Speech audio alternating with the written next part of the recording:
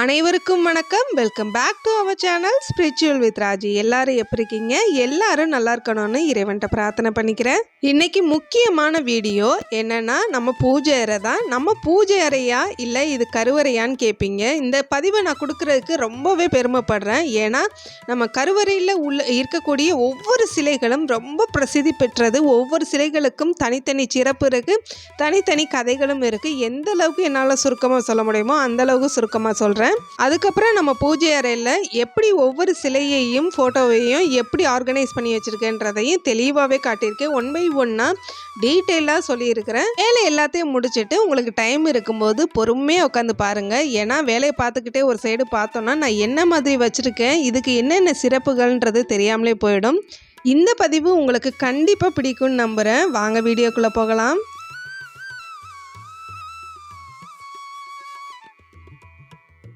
நான் பூஜா ரூமில் இந்த மாதிரி கிராஸ் மேட்டை தான் போட்டிருக்கேன். ஏன்னா கிராஸ் மேட் போடுறதுனால இந்த டஸ்ட்டுலாம் அந்தளவுக்கு தெரிகிறதில்ல. இன்கேஸ் டார்க் கலர் கொடுக்குறோம் அப்படின்னா டஸ்ட் அப்படியே தெரியுது. அதே ஒயிட் கலர் நல்லா ஐவரி கலர் அப்புறம் இந்த எல்லோ கலர்லாம் கொடுத்தோன்னா அந்தளவுக்கு டஸ்ட்டு தெரியாது. நான் டார்க் ப்ரௌன் கொடுத்தனால எனக்கு கொஞ்சம் டஸ்ட்டு ஒரு 2 நாள்லேயே ஃபார்ம் ஆகிற மாதிரி ஒரு ஃபீல் ஆகுது. மகாலட்சுமி தயாரை அழகாக நம்ம உள்ளே அமர வச்சாச்சு. முதல் நாள் இது வியாழக்கிழமை எடுத்தது. வியாழக்கிழமை எப்படிலாம் நான் சுவாமி படங்களுக்கு சுவாமி சிலைகளுக்கு எப்படி மஞ்சள் குங்குமம் வைக்கிறேன் அப்படின்றத தான் காமிச்சிருக்கேன். அதுக்கு முன்னாடி இதை முக்கியமாக போடுறதுக்கு காரணம், சுபிக்ஷான்ற ஐடியிலேருந்து தொடர்ந்து ஏன் சிஸ்டர் இன்னும் பூஜா ரூம் டூர் கொடுக்கல அப்படின்னு கேட்டுக்கிட்டே இருக்கீங்க. நேற்று கூட கேட்டிங்க, இன்னைக்கு கொடுக்குறேன்னு சொன்னீங்களே அப்படின்னு, ஃப்ரைடே கொடுக்குறேன் நீங்களே ஏன் கொடுக்கலன்னு திருப்பி கேட்டிங்க சிஸ்டர். அதுக்கப்புறம் விவசாயம் அப்படின்ற ஐடியிலேருந்தும் கேட்டிருந்தீங்க. இந்த வீடியோ கொடுக்க கொஞ்சம் டைம் ஆயிடுச்சு sister. I am very sorry. உங்களுக்கு பிடிச்ச மாதிரி இருக்கும். ஒவ்வொரு விஷயமும் பார்க்க அழகாகவும் இருக்கும். ஒரு மன அமைதி கிடைக்கும். உங்களுக்கு எப்படி சொல்கிறது, ஒரு டிவைன் ஃபீலிங் அப்படியே உருவாகும் மனசுல. வாங்க பார்க்கலாம்.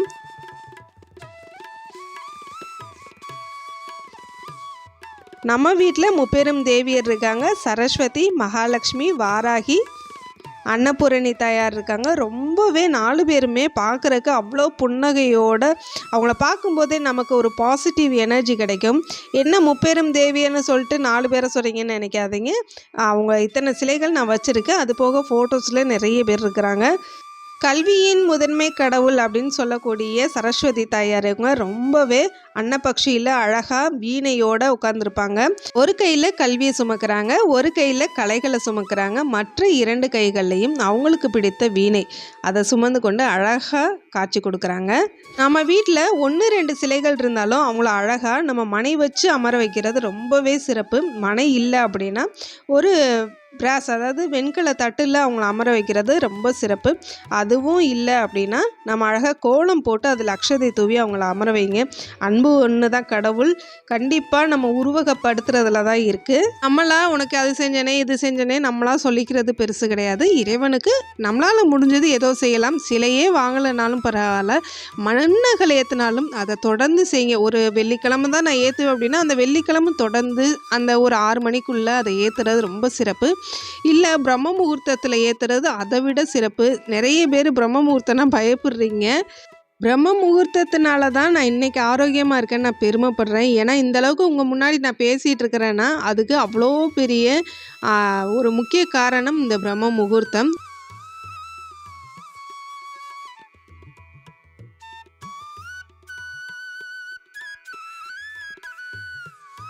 இவர் பார்த்தீங்கன்னா லக்ஷ்மி ஹயக்ரீவ பெருமான். ரொம்ப கல்வி கண்கண்ட கடவுள்னு சொல்லலாம். ரொம்ப பிரசித்தி பெற்றவர்.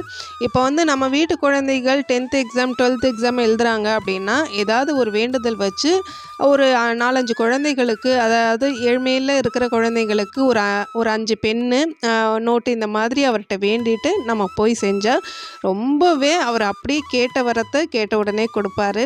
இன்னொரு விஷயம், பணத்தை ஒரு குறிக்கோளாக வச்சு எதுவும் செய்ய வேண்டாம். இன்னொன்று வேண்டுதல்ன்ற பேரில் நம்ம எதுவுமே செய்யாமல் எனக்கு அது வேணும் இது வேணும்னு கேட்குறத விட நம்ம வந்து அதுக்கு முயற்சி செஞ்சுட்டு இறைவன்கிட்ட எந்த வேண்டுதல் கேட்டாலும் இறைவன் இல்லைன்னு சொல்ல மாட்டாங்க. இதில் வந்து தாயாருக்கு வந்து ஒரு சிவப்பு நிறம், அதாவது ரெட் அண்ட் ப்ளூ கலரில் saree கட்டியிருக்கேன். அதே மாதிரி ஐயனுக்கு எல்லோ கலரில் வஸ்திரம் வந்து போட்டு விட்ருக்கேன். அப்புறம் இந்த பவுலில் நம்ம அன்னபூரணி தாயாரை அமர வச்சிடலாம். இந்த பவுலோட நேம் எனக்கு என்னன்னு தெரியல. இது வந்து பழங்காலத்தில் வந்து அரிசிலாம் போட்டு வைப்பாங்களா அதுன்னு நினைக்கிறேன். இந்த பவுல் நிறைய நல்ல பெரிய பவுல் இது நிறைய நல்ல மஞ்சள் அரிசி இருந்தாலும் சரி இல்லை பச்சை அரிசி இருந்தாலும் நிரப்பிட்டு அதில் அன்னபூரணி தாயாரை நம்ம அமர வச்சிடலாம். அம்பிகைக்கு மஞ்சள் குங்குமம்லாம் வச்சதுக்கப்புறம் நம்மளோட ஃபேவரட் ஹீரோ அண்ணாமலையார் ரொம்பவே பிரசித்தி பெற்றவர். அவருக்கு விபூதி காப்பு ரொம்ப பிடிக்கும். அதனால் விபூதியை பரசி விட்டு அது மேலே தான் அண்ணாமலையாரை அமர வச்சுருக்கேன். அண்ணாமலையார் திருவண்ணாமலையில் பார்த்துருப்பீங்க. இவர் நம்ம வீட்டு அண்ணாமலையார் ரொம்பவே பிரசித்தி பெற்றவர், அபிஷேக பிரியர். எப்பயுமே இவருக்கு அபிஷேகம் குறையாது நம்ம வீட்டில். அதே மாதிரி ஒரு பெஸ்ட்டு டிப்பு சொல்கிறேன். அண்ணாமலையாருக்கு அபிஷேகம் பண்ண முடிஞ்ச வரைக்கும் பண்ணுறது ரொம்பவே ஸ்பெஷல், ரொம்பவே பிரசித்தி பெற்றது. முடியலை அப்படின்னா மாதம் ஒரு முறை பண்ணுங்கள். மாதம் ஒரு முறையும் பண்ண முடியல, ஆனால் வந்து வேலை காரணமாக நான் சொல்கிறது வந்து வேலை பழுவில் நம்ம வீட்டில் இருக்க முடியாத ரீசன் இல்லை ஏதோ ஒரு அந்த அபிஷேகம் பண்ணக்கூடிய நாளில் வெளியில் இருக்கிறோம் அப்படின்னா விபூதியால் ஒரு அர்ச்சனையோ அபிஷேகம்னா என்ன, ஓம் நம சிவாய அப்படின்னு சொல்லி நம்ம விபூதியை தூவி அவர் மேலே விடுறது அது வந்து ரொம்ப அவருக்கு பிடிக்கும். இன்னொன்று அந்த விபூதியை ஓம் நம சிவாயன்னு நம்ம நெத்தியில் இட்டுக்கிறதும் ரொம்ப அவருக்கு பிடிக்கும். பூஜா ரூம் டூருன்னு சொல்லிட்டு பூஜா ரூமே காட்ட மாட்டேங்கிறீங்களேன்னு நினைக்காதீங்க. வாங்க பூஜா ரூம்குள்ளே போகலாம். நம்மளோட கருவறை என்னோட திருக்கோவில்னே நான் சொல்லலாம். என்னோட பார்ட் ஆஃப் த பிரெயின் அப்படின்னே சொல்லலாம். என்னோட மொத்த பாடியுமே ஒரு செயல்படுது அப்படின்னா அதுக்கு காரணம் இந்த பூஜா ரூம் தான். அதுக்கப்புறம் நம்ம கிச்சன். நம்மளோட பூஜா ரூம் சைஸ் வந்து 4.5x 4.5. நுழைஞ்ச உடனேயுமே பார்த்தீங்கன்னா 2 பக்கமும் இந்த மாதிரி பூ, அதாவது தோரணம் தொங்க விட்டுருக்கேன். இந்த தோரணம் ஒரு கிளாத்தால் செஞ்சது, வெளியில் உள்ள தோரணம் பிளாஸ்டிக்கு.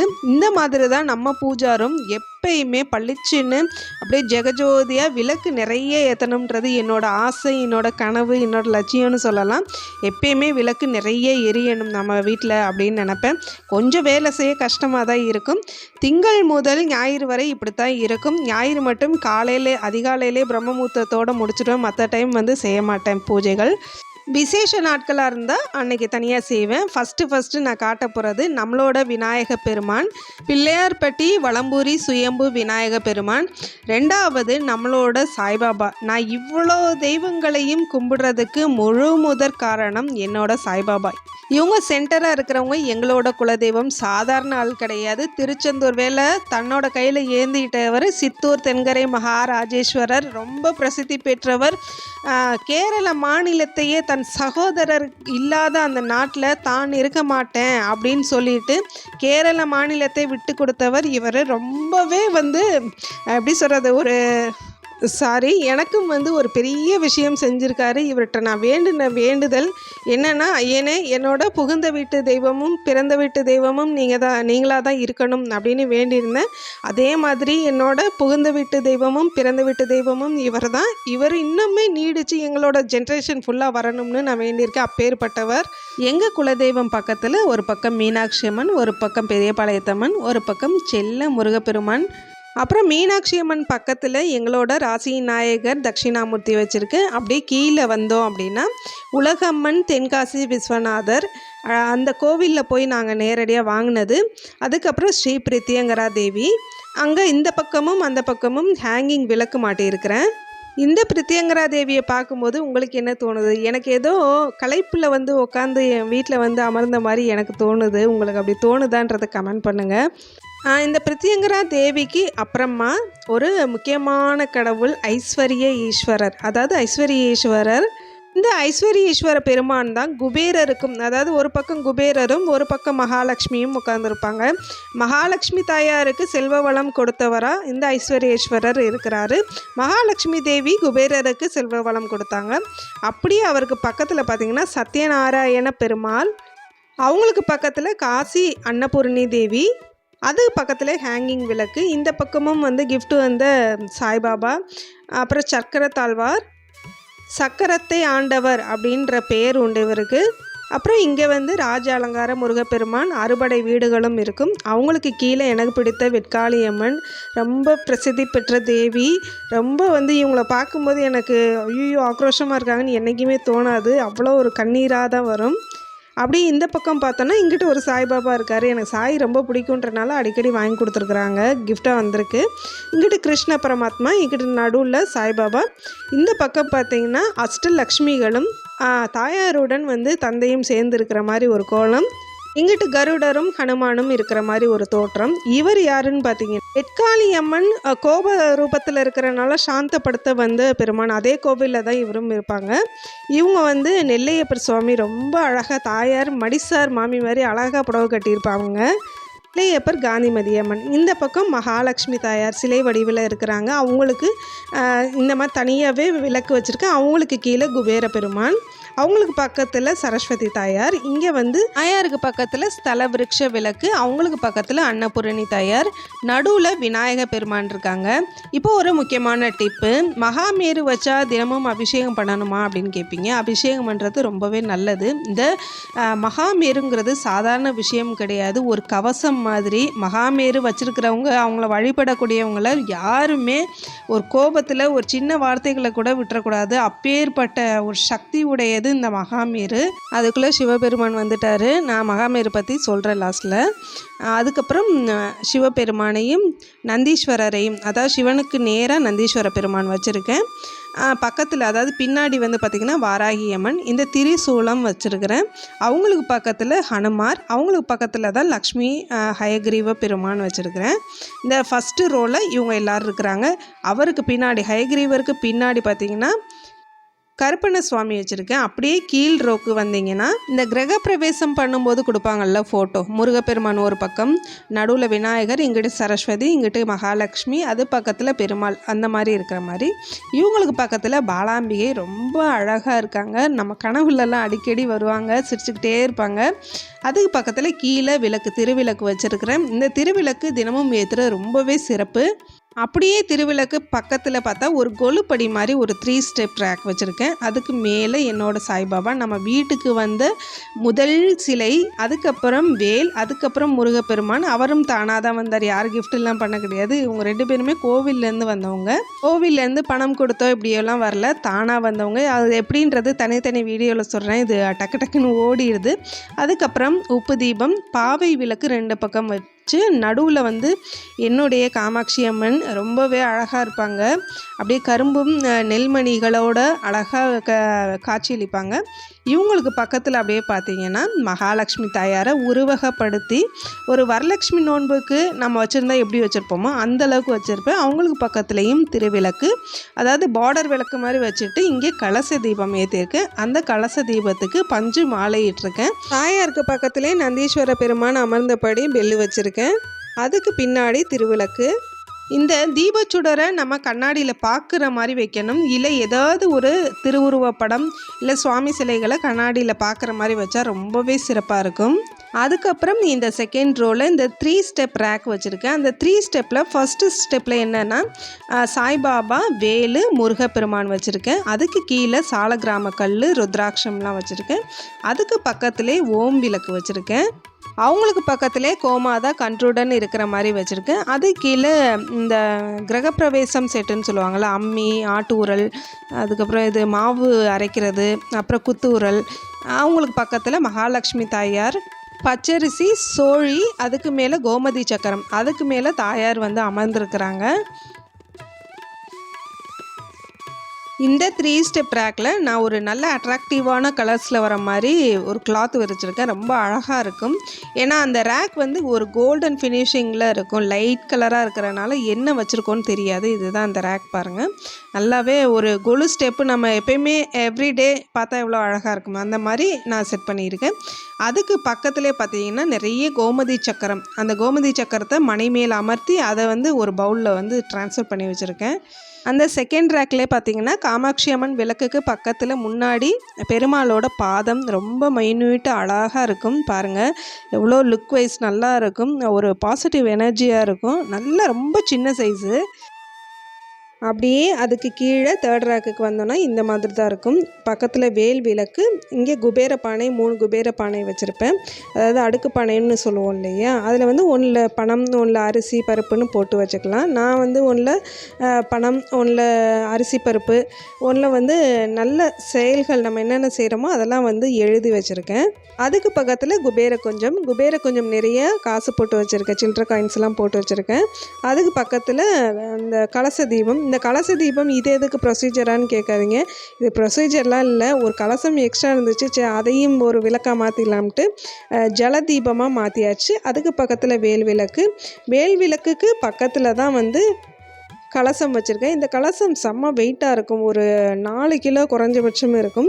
ஏன்னா மேலே தேங்காய் மாவிலை எல்லாமே வந்து பிராஸால் ஆனது. இது வந்து ஒரு சிஸ்டர் சொல்லியிருந்தாங்க, இப்படி வைக்காதீங்க, நீங்கள் மாவிலை வச்சு தேங்காய் வச்சு வைங்கன்னு. அதனால் இதில் என்ன பண்ணிட்டேன்னா அரிசி வச்சுட்டேன். இன்னொரு கலசம் தான் மகாலட்சுமி தாயாராக உருவகப்படுத்தியிருக்கேன்னு சொன்னேன் இல்லையா, அதுதான் அந்த கலசம். இவங்களுக்கு கீழே பார்த்தீங்கன்னா வலம்புரி சங்கு வச்சுருக்கேன். வலம்புரி சங்கு எப்பயும் நீரோடு இருக்கணும்னு சொல்லுவாங்க. நம்ம சங்காபிஷேகம் பண்ணலைனாலும் பரவாயில்ல, நீர் எப்பயுமே இருக்கணும். மஞ்சத்தூள், அதில் துளசி எது வேணாலும் சேர்த்துக்கலாம். தினமும் கொஞ்சோன்னு தண்ணி மாற்றுறதுல என்ன தப்பு இருக்குது, நம்மளால் முடிஞ்ச வரைக்கும் செய்யலாம், இறைவன் பார்த்துக்குருவாங்க. அவங்களுக்கு பக்கத்தில் லாஃபின் புத்தான்னு சொல்கிறாங்க. நான் குபேரராக தான் நினைக்கிறேன். இந்த குபேரர் வச்சுருக்கேன். இவரை பார்த்தா அப்படி ஒரு சிரிப்பு வரும்னு, ஒரு சந்தோஷம் வரும்.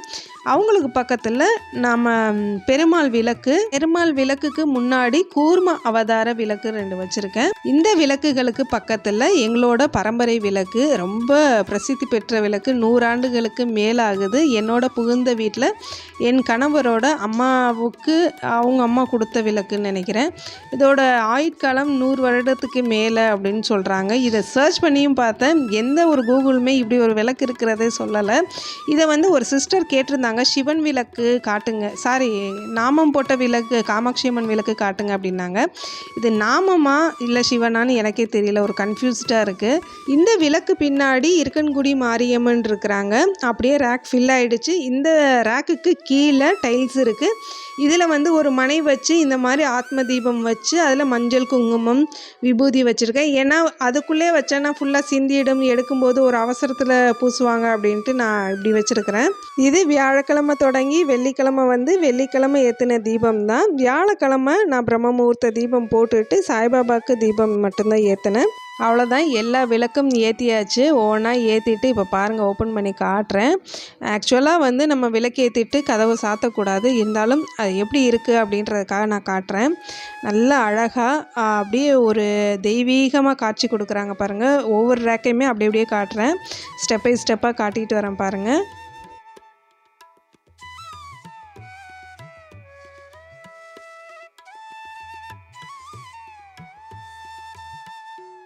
மகாமேரு பற்றி டீட்டெயிலாக சொல்கிறேன்னு சொன்னேன், ஆனால் இதுவே லென்த்து வீடியோவாக போயிடுச்சு. I'm sorry. நெக்ஸ்ட் வீடியோவில் நான் மகாமேரு பற்றி தனியாகவே ஒரு சிறப்பு பதிவாக கொடுக்குறேன்.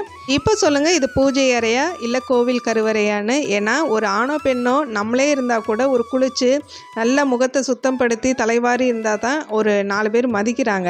அதுவே திருவிளக்கு அப்படிங்கும்போது, திருவிளக்காக இருக்கட்டும் சிலைகளாக இருக்கட்டும், அவங்கள ஒரு சுத்தபத்தமாக நம்ம வந்து நல்லா கவனிச்சுக்கிட்டோன்னா நம்மளுக்கு ஏகப்பட்ட பாசிட்டிவ் எனர்ஜி கொடுப்பாங்க. முடிஞ்ச வரைக்கும் சாட்டர்டே இந்த வீடியோ கொடுக்க பார்க்குறேன். இன்கேஸ் முடியலை அப்படின்னா சண்டே மார்னிங் இல்லை ஈவினிங்குள்ளே நான் கண்டிப்பாக கொடுத்துருவேன். வாய்ஸ் ஓவர்லாம் கொடுத்துட்டேன். என்னென்னா மொபைலை வச்சு கொஞ்சம் நம்மளே தானே செய்கிறோம், தனியாக செய்யும்போது ரொம்பவே கஷ்டமாக இருக்குது. ஒரு பக்கம் எண்ணெய் கரெக்டாக ஊற்றணும், திரி கரெக்டாக போடணும். இந்த திரி ஃப்ளோட்டிங் திரி எதுக்காக சில இதில் யூஸ் பண்ணியிருக்கேன் அப்படின்னா, எண்ணெய் ஸ்பில் ஆகுது, அதனால் வந்து இந்த ஃப்ளோட்டிங் திரி யூஸ் பண்ணியிருக்கேன். மற்றபடி வந்து ஃப்ளோட்டிங் திரிங்கிறது ஒரு நூல் திரி சொல்லுவோம் இல்லையா, அந்த திரி தான், வேறு ஒன்றும் கிடையாது. மற்றபடி எல்லாத்துலேயுமே பஞ்சு திரி தான் எல்லா விளக்குலையுமே போட்டிருக்கேன். நான் தினமும் எப்படி பூஜை செய்வேனோ அதை அப்படியே உங்களுக்கு காட்டியிருக்கேன். இதில் எந்த ஒளிவு மறைவும் இல்லை. எந்த அளவுக்கு முடியுமோ அந்த அளவுக்கு தெளிவாக உங்களுக்கு காமிச்சிருக்கேன்னு நினைக்கிறேன். அதுக்கு கீழே சைடில் அப்படியே பார்த்தீங்கன்னா ஒரு நீளமாக ரொம்ப பெருசாக ஒரு சாம்பிராணி கரண்டி வச்சுருக்க பித்தளையிலானது. இதில் வந்து ஆனால் தூக்குறதுக்கு கொஞ்சம் கஷ்டமாக இருக்குது. இதில் வந்து டெய்லி வந்து தூபம் போடுவேன், இல்லைன்னா நான் மண்ணில் வச்சுருக்கேன் இல்லையா, அதை பார்த்துருப்பீங்க. மற்றபடி உள்ள தீப்பெட்டியோ திரியோ எதுவுமே நான் வைக்கல. மற்ற எல்லா பொருட்களும் வேறு ஒரு இடத்துல வச்சுருக்கேன். அது எங்கே வச்சுருக்கேன், அதை எப்படி ஆர்கனைஸ் பண்ணி வச்சுருக்கேன்னு இன்னொரு வீடியோவில் கண்டிப்பாக காட்டுறேன். இவ்வளோ நேரம் பொறுமையாக இந்த வீடியோவை பார்த்ததுக்கு மிக்க மிக்க மிக்க மிக்க நன்றிகள். தாயாரே ஆசீர்வாதம் பண்ணிட்டாங்க. இந்த வீடியோவில் நிறைகள் குறைகள் ஏதாவது இருந்தால் கண்டிப்பாக சொல்லுங்கள். தவறுனா நான் எடுத்துக்கிறேன். அதே சரியாக இருந்தால் ரொம்பவே சந்தோஷப்படுவேன். இதில் ஏதாவது ஒரு விஷயம் உங்களுக்கு பிடிச்சிருக்குன்னு நம்புகிறேன். பிடிச்சிருந்தால் மறக்காமல் ஷேர் பண்ணுங்கள், சப்ஸ்கிரைப் பண்ணுங்கள், மறக்காமல் கமெண்ட் பண்ணுங்கள். கமெண்ட் பண்ணால் தான் நீங்கள் என்ன பிடிச்சிருக்கு, உங்களுக்கு என்ன பிடிக்கும் அப்படின்றது எனக்கு தெரியும். ஷேர் பண்ணால் தான் நம்ம சேனல் வளரும். இது வளர்ந்தால் உங்களுக்கு ஒரு முக்கியமான பங்கு இருக்குது. அது என்னன்றதையும் நான் ஃப்யூச்சரில் சொல்கிறேன். ஏன்னா இது ஒரு முக்கியமான நல்ல ஒரு காரணத்துக்காக இந்த யூடியூப் சேனல் ஆரம்பிச்சிருக்கேன். அது என்னன்றது கூடிய சீக்கிரம் கூடிய விரைவில் சொல்கிறேன். அவ்வளோதான், வீடியோ எண்டுக்கு வந்துட்டோம். தேங்க்யூ ஃபார் வாட்சிங்.